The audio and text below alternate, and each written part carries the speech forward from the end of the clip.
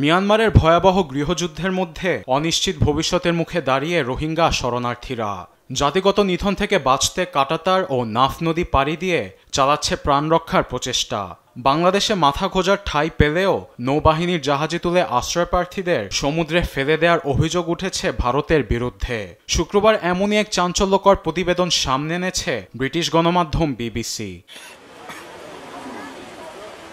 প্রতিবেদনে বলা হয়েছে, নয়াদিল্লিতে বসবাসরত রোহিঙ্গাদের আটক করে বিমানে বঙ্গোপসাগরের একটি দ্বীপে নেওয়ার পর তাদের নৌবাহিনীর জাহাজে তোলা হয়। সেখানে জোর জবরদস্তি রোহিঙ্গাদের হাত পা বেঁধে রাখে ভারতীয়রা, করা হয় মারধরও। বাঁধন খোলার পর তাদের জাহাজ থেকে আন্দামান ও নিকোবর দ্বীপপুঞ্জের সমুদ্রে ফেলে দেওয়া হয়। কেউ কেউ সাঁতরে তীরে উঠে এলেও ঘটেছে প্রাণহানির ঘটনা।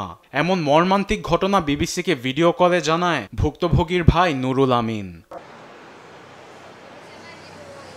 সংবাদ মাধ্যমটি আরও বলছে, রোহিঙ্গাদের দিল্লি থেকে সরিয়ে নেওয়ার ৩ মাস পর মিয়ানমারে সেই রোহিঙ্গাদের খুঁজে পায় বিবিসি। তাদের বেশিরভাগই বাহটু আর্মি BHA এর কাছে আশ্রয় নিয়েছেন। BHA মূলত একটি প্রতিরোধ গোষ্ঠী যারা দক্ষিণ পশ্চিম মিয়ানমারে জান্তার সেনাদের বিরুদ্ধে লড়ছে। শুধু বিবিসি নয়, মিয়ানমারে মানবাধিকার পরিস্থিতি নিয়ে জাতিসংঘের বিশেষ প্রতিবেদক টমাস অ্যান্ড্রুস জানান, এসব অভিযোগের প্রমাণ হাতে আছে, যা জেনেভায় ভারতের মিশন প্রধানের কাছেও জমা দিয়েছেন তিনি।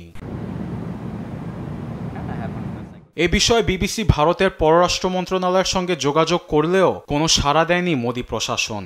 রোহিঙ্গাদের শরণার্থী হিসেবে না দেখে তাদের অবৈধ অভিবাসী বলে চিহ্নিত করেছে নয়াদিল্লি।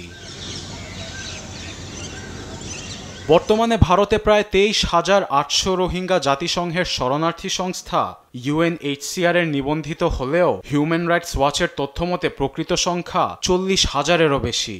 এমন পরিস্থিতিতে ভারতে বসবাসরত রোহিঙ্গা সম্প্রদায়ের মাঝে ছড়িয়ে পড়েছে আতঙ্ক। আরবেদ আফসার, নিউজ ডেস্ক, দেশ টিভি।